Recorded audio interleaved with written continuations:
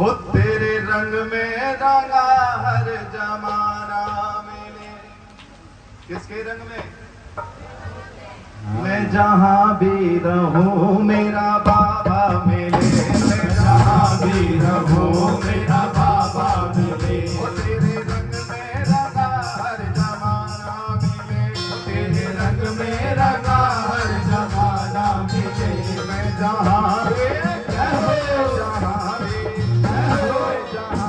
रहूं मेरा शंकर मिले, मैं जहाँ भी रहूं मेरा शंकर मिले।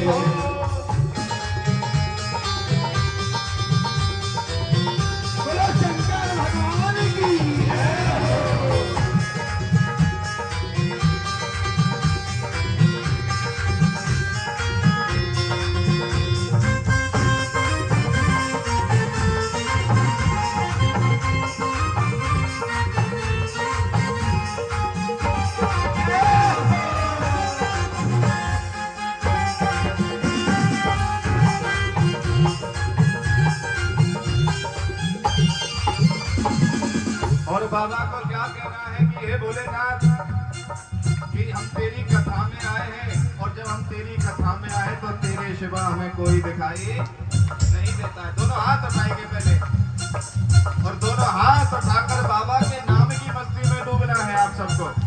और बाबा के नाम की मस्ती में डूबोगे तभी तुम्हें मेरा शंकर प्राप्त होगा, अन्यथा तुम्हें मेरा शंकर प्राप्त नहीं होगा।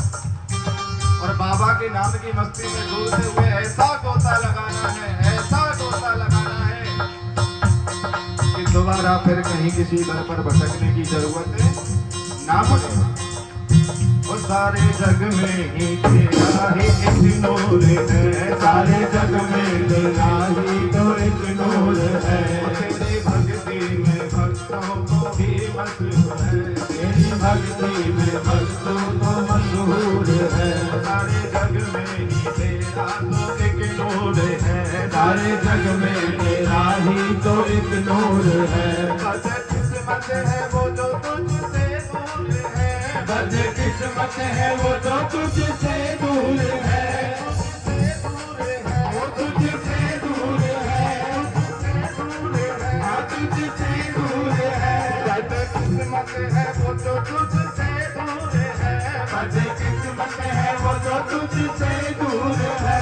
तेरे नाम का हर मस्ताना मिले, तेरे नाम का हर मस्ताना मिले। जहाँ भी हाथ उठाकर गाओ, मैं जहाँ भी रहूं मेरा बाबा मिले, मैं जहाँ भी रहूं मेरा बाबा मिले।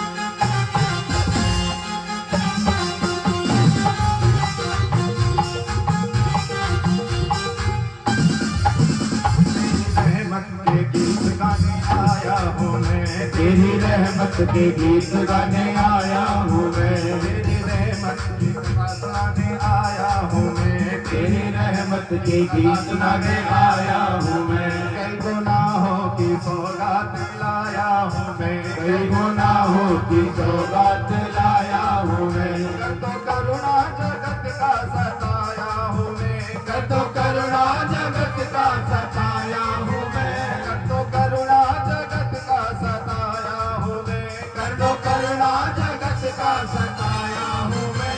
तेरी रहमत के गीत गाने आया हूँ मैं, तेरी रहमत के गीत गाने आया हूँ मैं। देखो, मैंने देखा है अक्सर अभी किसी बच्चे का विवाह होता, जिन मैयाओं से खड़ा भी नहीं हुआ जाता है ना, वो भी मैया जाकर नाच रही होती। हाँ जी, सही बात है। बताओ, अरे ठीक है, हम मानते हैं हमें संगीत नहीं आता है, पर हमारे जो है ब्रज में पता है क्या बोलते हैं, शब्द मत देखो भाव देखो, भाव क्या है। बहुत से लोग इंग्लिश बोलते हैं पर इंग्लिश में उनको ये नहीं पता इसका मतलब क्या है, पर वो कहते हैं कि तो कौन कौन मेरे बाबा के नाम की रहमत में डूबा हुआ है, कौन कौन बाबा को हाथ भी लगाएगा और अपने स्थान पर खड़े होकर नाचेंगे, जो भी कोई नाचेगा बोलो हरे हरे महादेव। और तेरी रहमत के गीत गाने आया हूँ मैं, तेरी रहमत के गीत गाने आया हूँ मैं, तेरी रहमत की कथा सुनाने आया हूँ मैं, तेरी रहमत की कथा सुनाने आया हूँ मैं, कई गुनाहों की सौगात लाया हूँ मैं, कई गुनाहों की सौगात लाया हूँ मैं, कर दो करुणा जगत का सताया हूँ मैं, कर दो करुणा जगत का सताया हूँ मैं, कर दो करुणा जगत का सताया हूँ मैं, कर दो करुणा जगत का सताया हूँ मैं, रहमत का इशारा नजराना मिले, रहमत का इशारा नजराना मिले, मैं जहाँ भी रहूं मेरा शंकर मिले, मैं जहाँ भी रहूं मेरा शंकर मिले। सोच कर देखो, आप ब्रह्मा को ढूंढोगे तो कहाँ जाना पड़ेगा? ब्रह्मलोक, जिसका कोई अता पता नहीं है, ना तो किसी गुरु जी के पास और ना किसी कोई संत महात्मा के पास में, सिर्फ पुराणों में लिखा हुआ है कोई ब्रह्मलोक है और वहां ब्रह्मा जी रहते हैं। बोलो झूठ बोला हो तो। और विष्णु को ढूंढना है तो विष्णु लोक जाना होगा क्षीर सागर में, पर मेरे शंकर को ढूंढना है तो कहाँ जाना होगा? और कैलाश सब जानते हैं कहाँ पर है, और जाकर मेरे शंकर को ढूंढा जा सकता है। पृथ्वी का जीता जागता अगर कोई देवता है, भगवान है, तो वो मेरा शंकर है, मेरा आशेश्वर महादेव है, और कोई देवता नहीं। स्वयं जो साक्षात पृथ्वी पर वास कर रहा है। ऐसे मेरे शंकर की कथा को हम सुनते जा रहे हैं, क्योंकि जब तक आप शंकर के बारे में नहीं जानोगे, जब तक आपको ये नहीं पता होगा मेरे बाबा भोलेनाथ कहाँ रहते हैं, मेरे बाबा भोलेनाथ क्या करते हैं, उनका स्वरूप क्या है, वो क्या पहनते हैं, क्या उनकी भक्ति हो पाएगी आपसे? अरे तुलसी बाबा ने तो स्पष्ट लिखा है, जाने बिनु ना होए प्रतीति और बिन प्रतीत होए नहीं प्रीति। कि बाबा ने स्पष्ट लिखा है, बिना जाने कभी प्रेम नहीं हो सकता, और जब प्रेम नहीं होगा तो भक्ति कहां से हो जाएगी? जब तक आप मेरे शंकर को जानोगे नहीं, जब तक आशेश्वर महादेव को आप जानोगे नहीं, तब तक आपको मेरे बाबा की प्राप्ति। प्राण और व्यास पीठ से हाथ खड़ा कर कर कहता हूँ, जैसे कथा सुनाऊं, जो नियम बताऊं, उनको जीवन में उतार लेना। मेरा बाबा तुम्हारे दुख दूर ना कर दे तो हमें कह दे। अरे मेरा भोलेनाथ इतना कृपा में है, इतना करुणा में है, वो तो मात्र 7 दिनों में तुम्हारे दुख दूर कर सकता है। क्योंकि 7 से 8वां दिन आता है कभी? बोलो, नहीं आता ना। वो 7 दिन में तुम्हारे दुख दूर कर सकता है, पर उसको पुकार कर तो देखो, उसे अपना बना कर तो देखो, उसकी भक्ति कर कर तो देखो। और हम देखो भटकते जा रहे हैं, हम अपना रॉन्ग नंबर लगा रहे हैं। हमें यही नहीं पता हमें करना क्या है जीवन में, और हम हमेशा रॉन्ग नंबर की ओर बढ़ते जा रहे हैं, बढ़ते जा रहे हैं। परसों लीलू भैया से बात हो रही थी। लीलू भैया कह रहे लाडली जी की कृपा है, लाडली जी के भरोसे सब काम हो रहा है। मैंने कहा नहीं भैया, ये लाडली जी के भरोसे नहीं, ये शंकर के भरोसे हो रहा है। हम अपना रॉन्ग नंबर लगाए तो लगाए क्यों? सोच कर देखो, आप कल्पना तो कर कर देखो। अरे हम कृष्ण की पूजा करते हैं, दिन भर श्री कृष्ण शरणम ममा, कृष्ण कृष्ण कृष्ण कृष्ण जपते रहते हैं। क्या कृष्ण कभी तुम्हें दर्शन देगा? बोलो, देगा दर्शन? हम राधे राधे करते रहते हैं। आप कल्पना कर कर देखो, मैं किस गांव से हूं बताओ? कौन सा गांव है अपना? नंदगांव से। जो गांव की एक एक ईंट मेरे कृष्ण ने रखी है, जिसकी भक्ति के प्रचार में हम भी दिन रात लगे रहते थे। और जब हमें चोट लगी या जब हमारी आंखें खुली, तो उस कृष्ण ने भी दिखा दिया कि मेरा भी इष्ट शंकर है, शंकर के अलावा मैं भी कुछ, जो कुछ है मेरा शंकर है। अरे कृष्ण की पूजा करोगे, कृष्ण जैसे बनोगे। राम की पूजा करोगे तो राम जी की भक्त कहलाओगे। राधे की पूजा करोगे तो मेरी लाडली के भक्त कहलाओगे। पर शंकर की पूजा करोगे तो राम और कृष्ण तुम खुद कहलाओगे। वो राम जी जिसने लंका पर चढ़ाई की तो सबसे पहले किसको मनाया? बाबा भोलेनाथ। वो कृष्ण जिसने 16,108 विवाह किए पर एक भी संतान नहीं हुई उनको। गर्गाचार्य जी के पास में गए, बोले गुरुदेव आपके होते हुए हमारे कुल में कोई संतान नहीं है, क्या ये कुल यही खत्म हो जाएगा? ये वंश यदुवंश यही खत्म हो जाएगा? गर्गाचार्य जी बोले कि नहीं, चिंता करने की जरूरत नहीं है, तुम शंकर की पूजा करो। और मेरे भगवान कृष्ण ने हर एक एक रानी के साथ 11-11 दिन तक किसकी पूजा की? भोलेनाथ की पूजा की। और 11 दिन तक एक एक रानी के साथ शंकर की पूजा की। शंकर भगवान प्रसन्न हुए। शंकर भगवान ने कहा कि कृष्ण मैं तुम्हारी भक्ति से प्रसन्न हुआ, वरदान मांगो, क्या चाहिए? तो बोले प्रभु हमारा वंश बढ़ाना है, हमें संतान की प्राप्ति करनी है। तो भगवान ने कहा तूने हर एक रानी के साथ 11 दिन पूजा की है, जा तेरी हर रानी से 11-11 बच्चे होंगे। कितने? अब देख लेना जी, आपको भी जितने बच्चे चाहिए उतने दिन पूजा करना। बोलो हरे हरे संकट हर। तो कृष्ण भी जिसे मानता हो, राम भी जिसे मानता हो, जिसे सब समस्त देवी देवता, क्योंकि जो अमृत पिया करते हैं वो देव होते हैं, और जो विष पीकर भी अमृत दिया करते हैं वो मेरे महादेव। ऐसे करुणा में है मेरे शंकर, ऐसे कृपा में मेरे भोलेनाथ भंडारी। बताओ रॉन्ग नंबर लगा रहे हैं या नहीं? बोलो जीजियो। अरे कितनी भी कृष्ण जप लो, कितना भी राम जप लो, पर जब तू मरेगी और शमशान में जाएगी, वहां ना कृष्ण काम आएगा ना राम काम आएगा। मेरा शंकर दोनों हाथ फैला कर कहेगा बेटा जहां तेरा अंत हुआ है वहां से मेरा प्रारंभ होगा, मैं काम आऊंगा तेरे। बोलो शमशान में कृष्ण मिलेगा, राम मिलेगा, कौन मिलेगा? फिर हम रॉन्ग नंबर काहे को लगा रहे हैं? अरे अंत में जो काम आए वही तो हमारे लिए भगवान होना चाहिए, और हम रॉन्ग नंबर लगाए जा रहे हैं। ये प्रति समर्पण हो जाना कि तू है शंकर मेरा मैं दीवानी, तेरी मेरी बिगड़ी बनाना। छोड़ दी कश्ती अब तेरे नाम पर किनारे लगाना। ऐसे बाबा भोलेनाथ की कथा, ऐसे करुणा में मेरे शंकर की कथा को हम श्रवण करने जा रहे हैं। सोचो जीजियो, आप दिन भर जाते हो, सुबह सुबह भूखे प्यासे जाते हो, शिवलिंग को जल चढ़ाते हो, जिंदगी निकल जाती है सोमवार के व्रत करते करते, फिर भी दुखी रहते हो। इसका कारण क्या है? बोलो क्या कारण है इसका?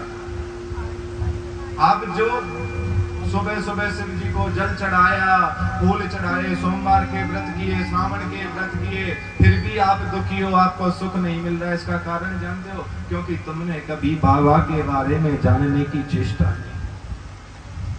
आज तक आपको यही नहीं पता शंकर है कौन। जिस शिवलिंग पर तुम जल चढ़ा रहे हो उस शिवलिंग का प्राकट्य कैसे हुआ? जिस शिवलिंग पर तुम जल चढ़ा रहे हो वो शिवलिंग सबसे पहले उस पर जल किसने चढ़ाया? बताओ, कोई बताएगा? है जी? शिवलिंग पर सबसे पहले जल किसने चढ़ाया? भगवान शंकर। जो 15 जुलाई को क्या है त्योहार? कौन सा त्योहार है 15 जुलाई का? शिव। ये शिवरात्रि क्यों मनाई जाती है बताओ? शिवरात्रि के दिन क्या हुआ था जो बाबा की शिवरात्रि मनाई जाती है? हाँ जी बोलो अम्मा, कुछ बोल रहे हो ना? शिव जी का प्यार और जन्म और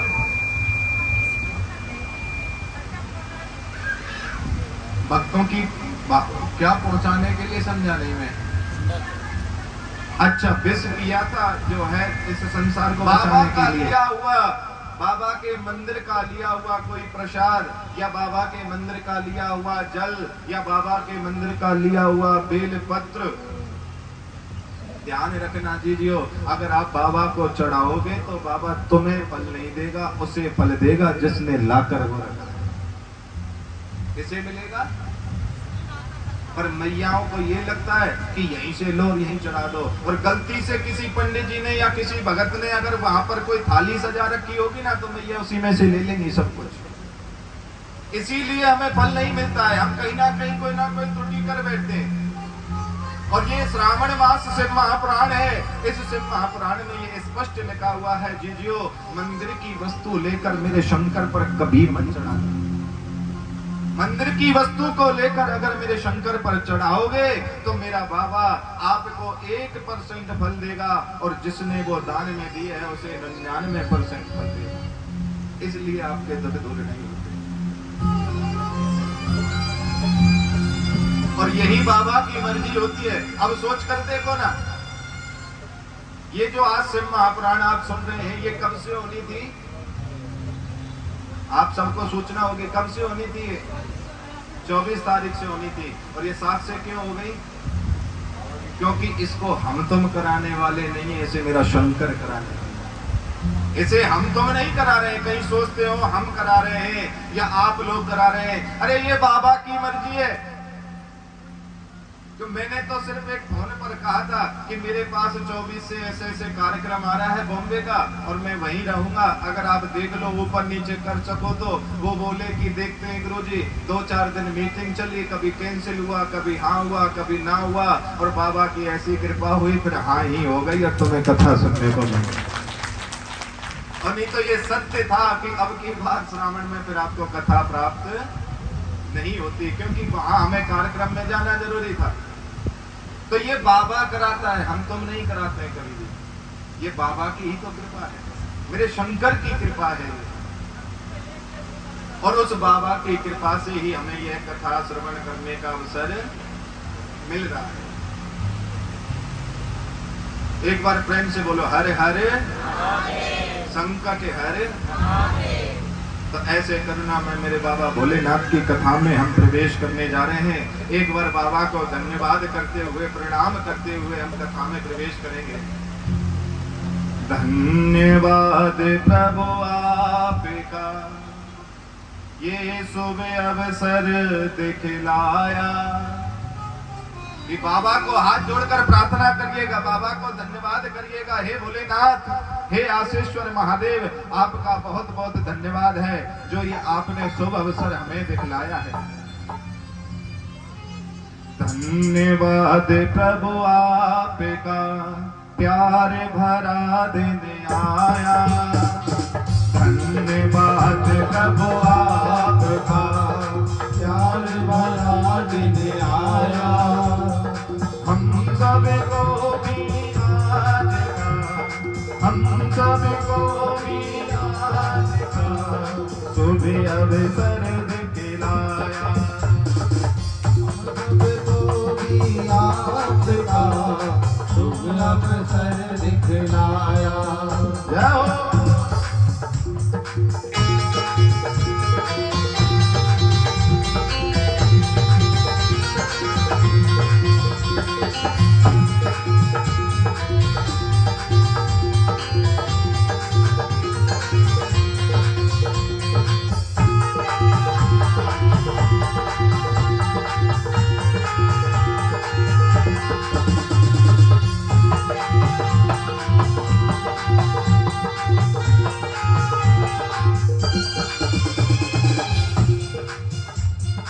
सब मिलकर सत्संग में बैठे, सब मिलकर सत्संग में बैठे। भाग सभी के जागे, भाग सभी के जागे। सुनी प्रभु के नाम की चर्चा, सुनी प्रभु के नाम की चर्चा। मन के संशय भागे, संशय भागे, मन के संशय भागे, मन के संशय भागे।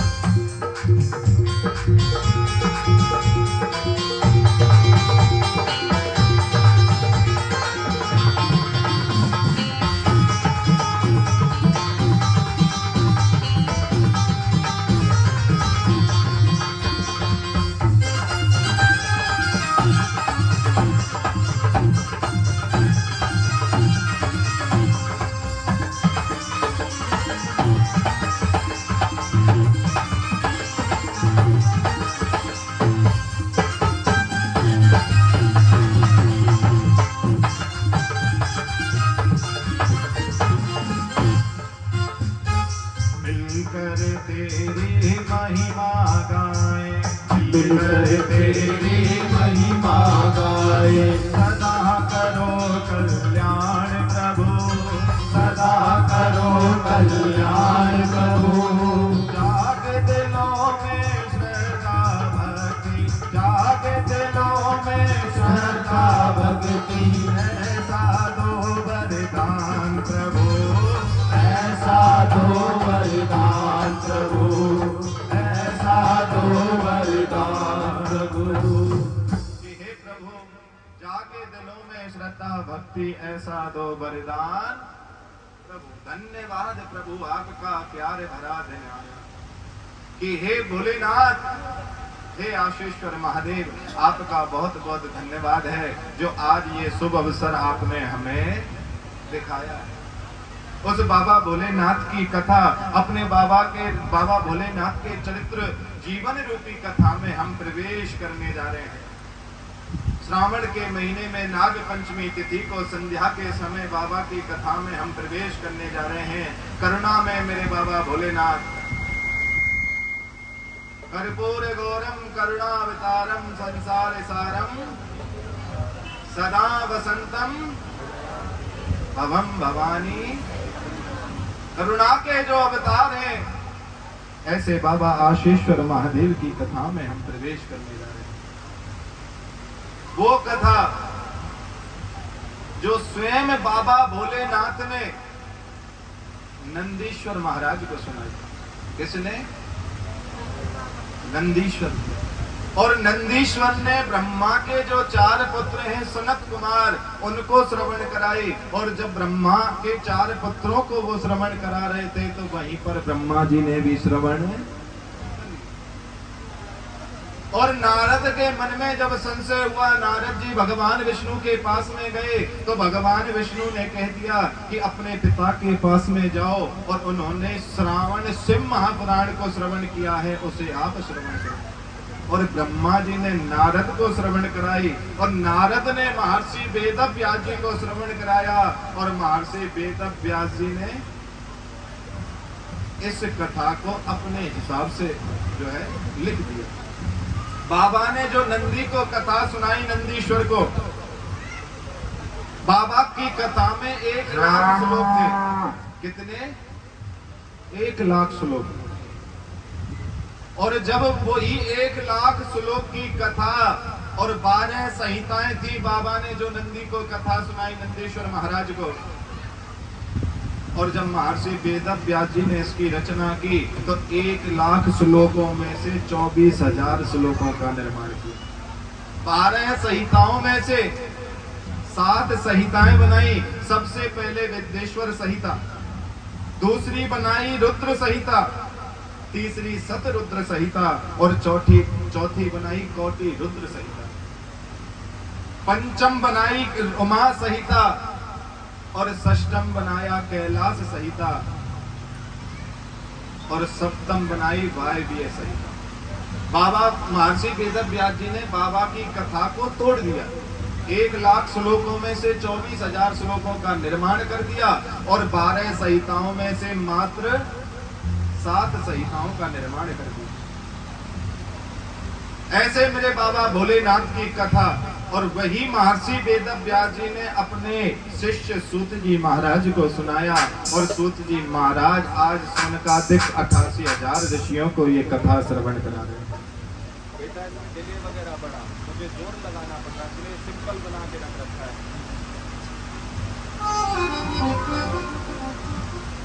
बोलो शंकर भगवान की जय। हर हर महादेव।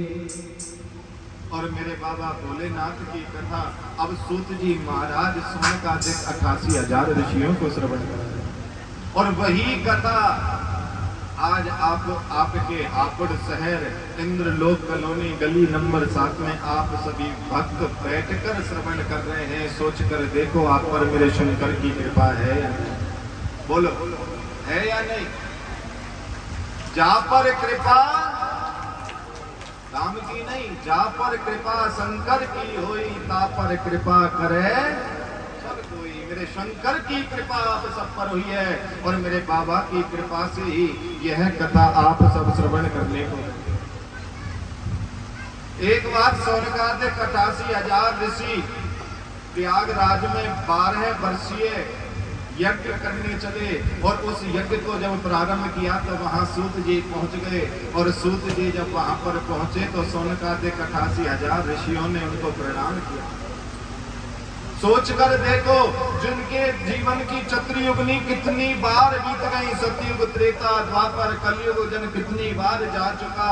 ऐसे वृद्ध संत एक युवा शिष्य वो सूत जी महाराज के महर्षि वेदव्यास जी के शिष्य सूत जी को प्रणाम कर रहे हैं।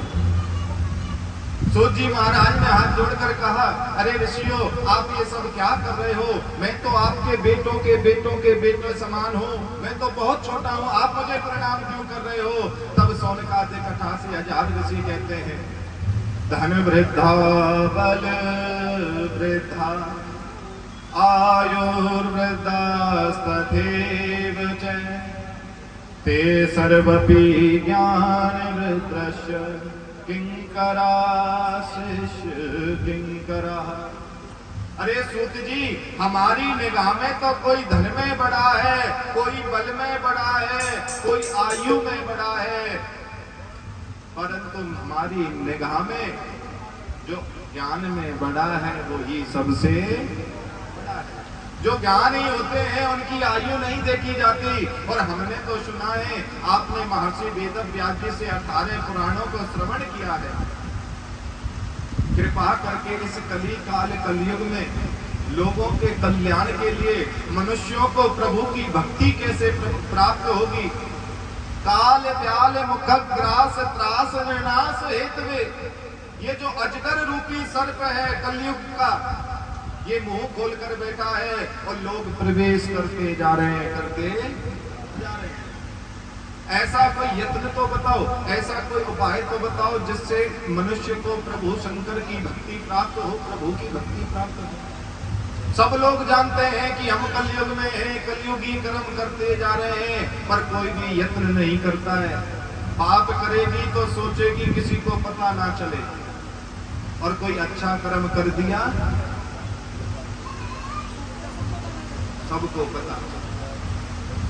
अरे ये कलयुग है अजगर रूपी, ये अपना मुंह खोलकर बैठा है जीजियो, ये आप सबको अपने अंदर प्रवेश करता ले जा रहा है। परंतु इस अजगर रूपी कलयुग से बचने का कोई सर्वोत्तम साधन है तो वो ही श्रावण श्री शिव महापुराण है।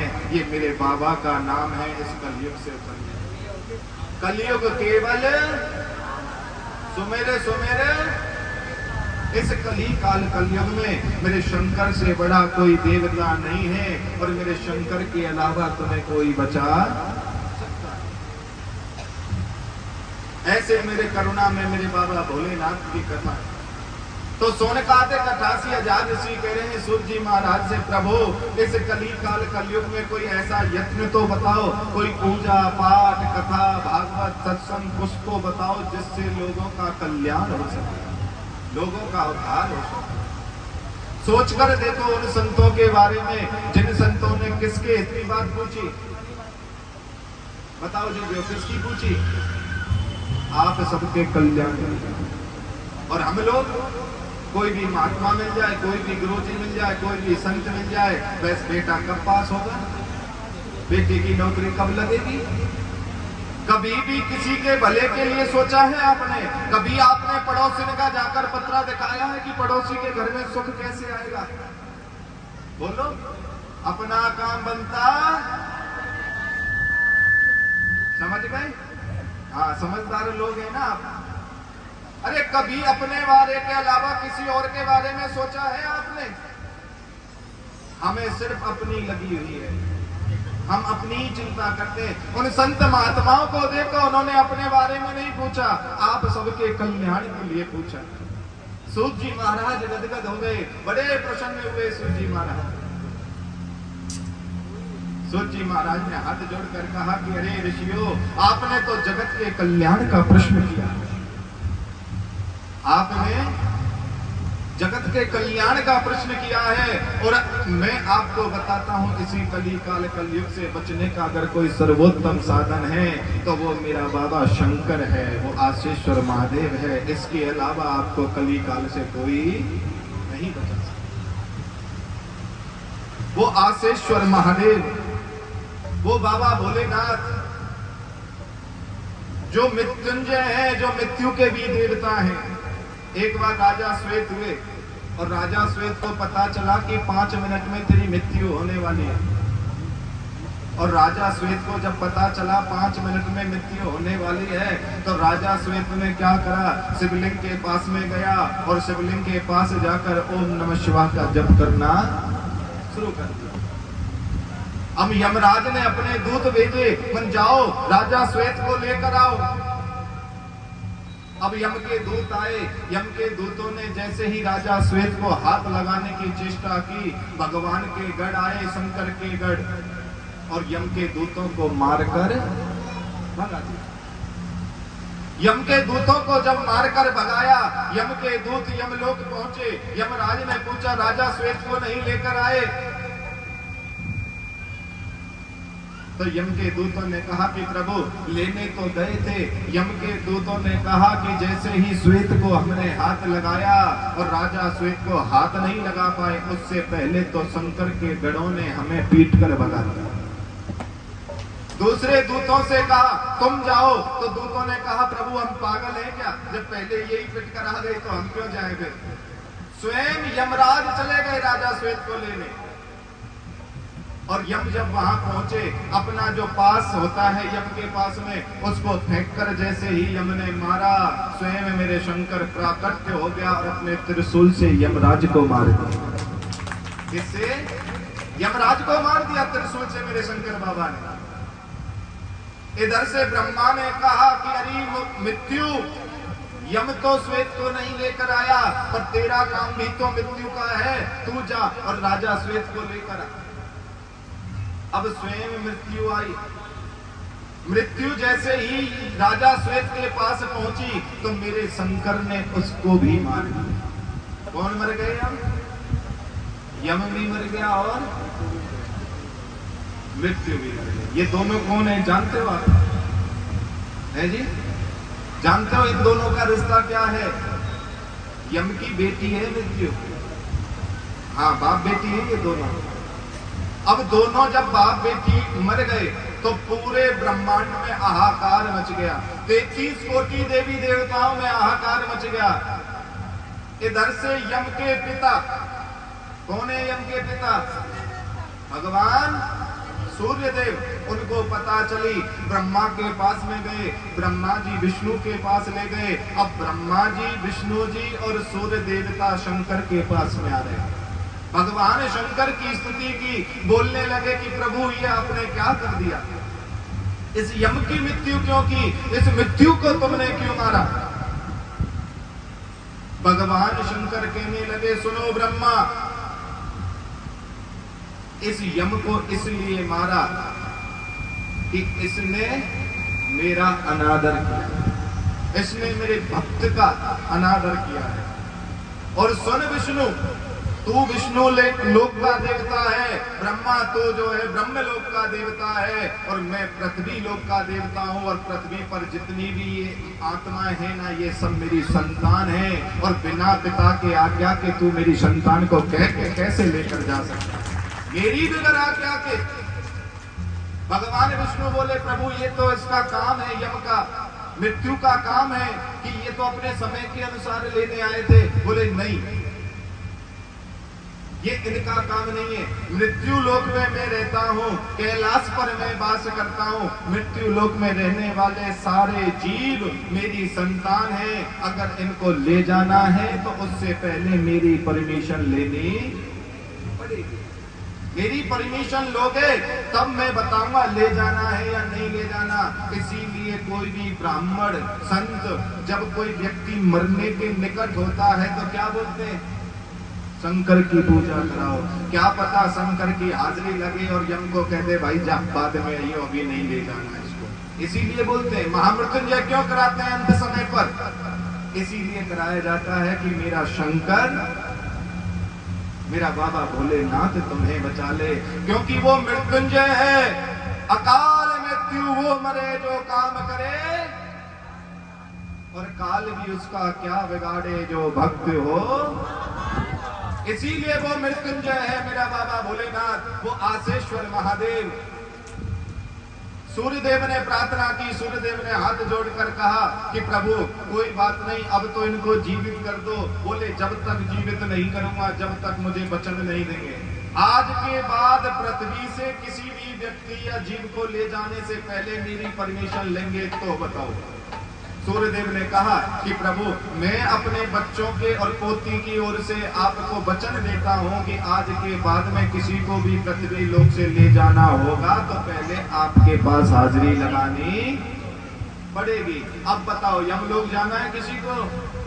हाँ जी, जाना है किसी को यमलोक? ध्यान रखना जीजियो, श्रावण सिंह महापुराण कहती है अगर किसी को यम के लोक में नहीं जाना है तो शंकर की शरण में चले जाओ। मेरा शंकर तुम्हें कभी यम लोक नहीं जाने देगा, अपने लोक में बुला लेगा, कभी नहीं जाने देगा मेरा शंकर तुम्हें। और ऐसे मेरे बाबा भोलेनाथ, ऐसे अकाल मृत्यु को जो टालने वाले हैं, आपके हर दुखों को जो दूर करने वाले हैं, वो शंकर बाबा आशेश्वर महादेव की कथा हम श्रवण करने जा रहे हैं। इतनी कृपा है मेरे बाबा भोलेनाथ की, इतनी कृपा है, बिना सोचे समझे दे देते हैं मेरे शंकर बाबा, कभी भी नहीं सोचते। ब्रह्मा कितना देता है? जो हमारे भाग्य में लिखा हुआ है इतना ही देगा ब्रह्मा, जो हमारे भाग्य में लिखा है। विष्णु भगवान कभी भी बिना सोचे समझे नहीं देते अपने भक्तों को, हमेशा सोच समझ कर देते हैं।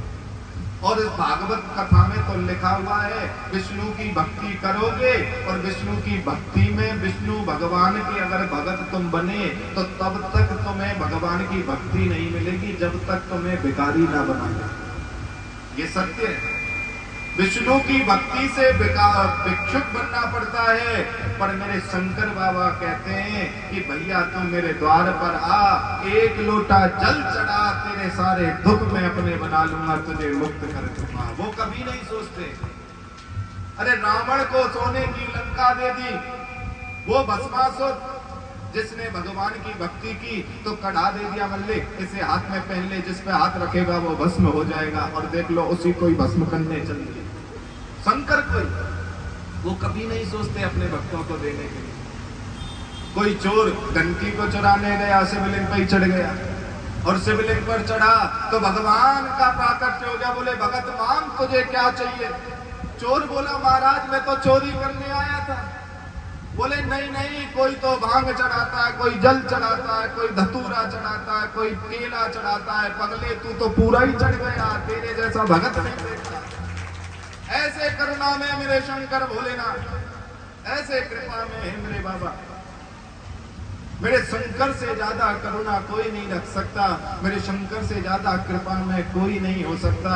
इसलिए जीजियो, अपने इस जीवन को व्यर्थ मत जाने दो, लगा दो मेरे शंकर के नाम की भक्ति का जयकारा, लगा दो कि बाबा अब तो मैं तेरी हूं और तू तेरा है, मुझे और किसी दर पे नहीं जाना है।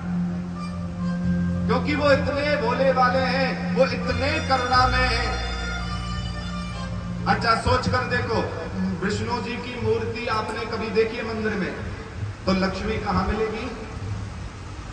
कहां मिलती है विष्णु जी के? कहां मिलती है लक्ष्मी मां? पास में। विष्णु की मूर्ति के साथ में ही होती है ना लक्ष्मी। बेटा क्या हुआ है? आवाज चेंज होगी पूरी। बोलो शंकर भगवान की। भगवान विष्णु की जो मूर्ति अगर आपने प्रतिमा देखी होगी तो लक्ष्मी मां साथ में मिलती है। कृष्ण की प्रतिमा देखी होगी तो कृष्ण में राधा रानी साथ में मिलती है। पर मेरे शंकर की प्रतिमा देखी है, शिवलिंग, वो शिवलिंग जो एक जगह पर स्थापित है, और पार्वती मैया कहां है? बोलो। सब देवी देवता अपनी धर्मपत्नियों को पास में बिठाते हैं, पर मेरा शंकर अपनी पत्नी को ऊपर बिठाता है, खुद नीचे बैठता है। ऐसा कृपा में है। आप किसी भी मंदिर में जाना, शिव जी आपको नीचे मिलेंगे और पार्वती ऊंची मिलेगी। मिलती है या नहीं मिलती मैया? एक बार देवियों ने पूछ लिया था पार्वती से, अरे पार्वती तू ये बता, तू बाबा के संग क्यों नहीं बैठती? तो पार्वती मुस्कुरा कर कहने लगी, अरे देवियों, ये बाबा नहीं है, ये भोले वाले हैं और इनके भगत भी गोले हैं। ये भोले हैं और भगत गोले हैं। जब कोई काम नहीं होगा तो एक लोटा जल लेकर चले आएंगे। अब ये बाबा तो भोले हैं, बेचारे नग्न अवस्था में बैठे रहते हैं, ना इन पे कोई वस्त्र है ना कुछ है। पहले तो इनको चढ़ाएंगे, अब चाहे सर्दी हो या गर्मी हो, हम कपड़े पहनकर बैठी रहती हैं, फिर हम पे चढ़ा देते हैं। ये तो भोला है, इनके चक्कर में हमें और बचना पड़ता है। गणेश जी से पूछा, भाई तू क्यों नहीं बैठता साथ में? बोला, हम भी इसलिए नहीं बैठते, जुकाम खांसी का डर रहता है। भक्तों का कोई पता नहीं, जल चढ़ाने शंकर के नाम से आएंगे और चढ़ा सब पर जाएंगे। अच्छा बताओ, कहीं लिखा हुआ है कार्तिकेय पे जल चढ़ाओ? कहीं लिखा हुआ है पार्वती मैया पर जल चढ़ाओ? या कहीं लिखा हुआ है गणेश पर जल चढ़ाओ? पर मैया को तो नींद ही नहीं आएगी जब तक सब पे जल नहीं चढ़ेगा। मां पार्वती कहती है कि प्रभु, हम तो इसीलिए नहीं बैठते। शिव महापुराण में लिखा हुआ है कि शिवलिंग के जो जलेहरी होती है, इस साइडों में महाकाल गणेश का इनका वास होता है। ये नहीं लिखा हुआ कि जो प्रतिमाएं बनी हुई हैं आप उन पे भी जल चढ़ाओ। वो बेचारी कपड़े पहनकर पार्वती बैठी और तुम जाओ और एक लोटा जल चढ़ाया जा, भीजती रहे। अब तो सोच कर देखो, आपको गीले वस्त्रों में कोई राखे तो कैसा लगेगा। और फिर पंडित जी भी बड़े विचित्र होते हैं। अगर मैया के कपड़े उतार दिए तो जीजियां कहती हैं जाके, पंडित जी आपने तो माता रानी के कपड़े ही नहीं पहना रखे, और मार दो मैया को ठंड में। बड़े विचित्र स्थिति है भक्ति करने की भी साथ। इसीलिए मेरे बाबा को भोला भंडारी कहा जाता है, इसीलिए मेरे बाबा को करुणा में कहा जाता है। ऐसे मेरे बाबा भूत वामन भोलेनाथ की कथा में हम प्रवेश करने जा रहे हैं। आइए शिव महापुराण के प्रथम श्लोक का हम उच्चारण करेंगे। श्रावण श्री शिव महापुराण की ओर प्रवेश करने जा रहे हैं। एक बार माताएं अपना पुनः सिर ढककर हाथ जोड़कर बाबा भोलेनाथ का आह्वान करेंगे कि हे भोलेनाथ, हे आशेश्वर महादेव, आप यहाँ आए, अपना स्थान ग्रहण करें और श्रावण के महीने में नाग पंचमी तिथि को जो मैं आपकी कथा सुनने जा रही हूँ, इसका संपूर्ण फल मुझे प्राप्त हो। बोलो आशेश्वर महादेव की। हाथ जोड़कर सभी आशेश्वर महादेव को प्रार्थना करेंगे।